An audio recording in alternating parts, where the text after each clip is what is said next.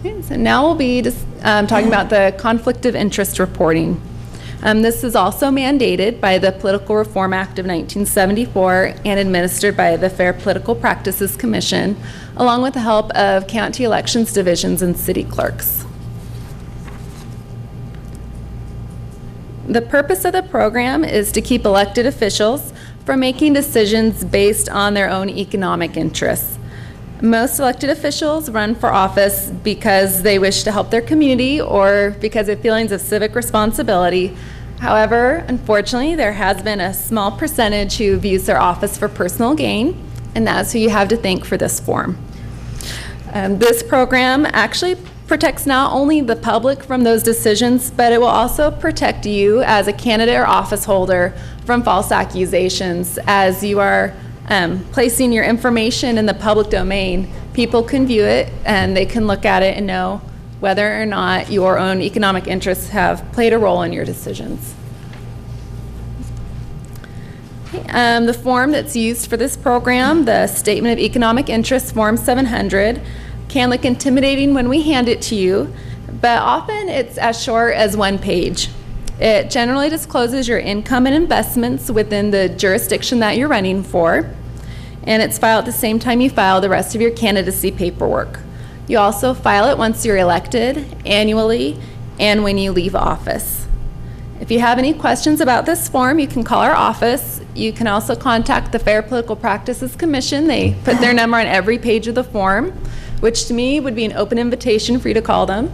And they are very helpful and very friendly when you do call them with questions. And do we have any questions about the campaign disclosure?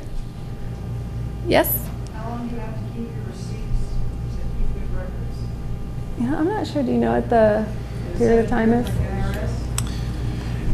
Yeah, we know that we have to keep financial disclosure paperwork for successful candidates, for many of the successful candidates, forever. So my suggestion to you would be that you keep your receipts for as long as you are an office holder.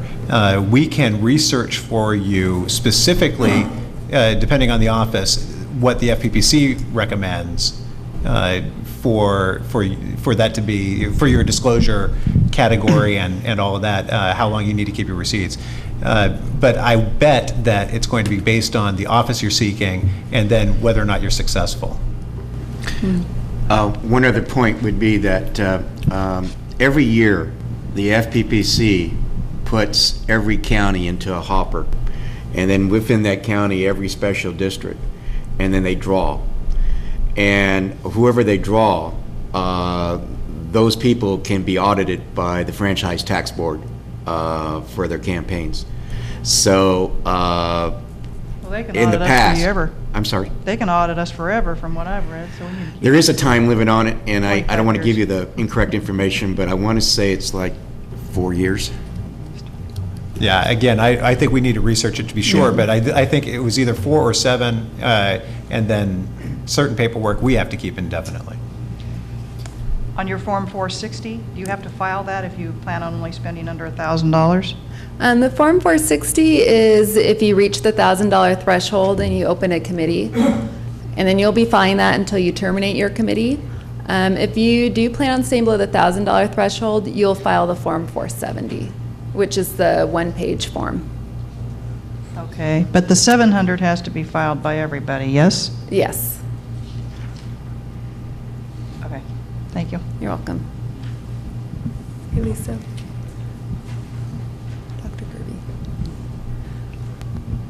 Is there an amount of money you can receive from somebody that's low enough that you don't have to put their name and address on the form? If you receive less than $100 throughout the calendar year, so that's a cumulative amount, then you don't need to list that individual's information on the form. So if you receive $50 today and 49 3 months from now, you're still okay, but if it's 50, then you have... That's right. Then once they've reached that $100 cumulative, you'll start listing their information on the form.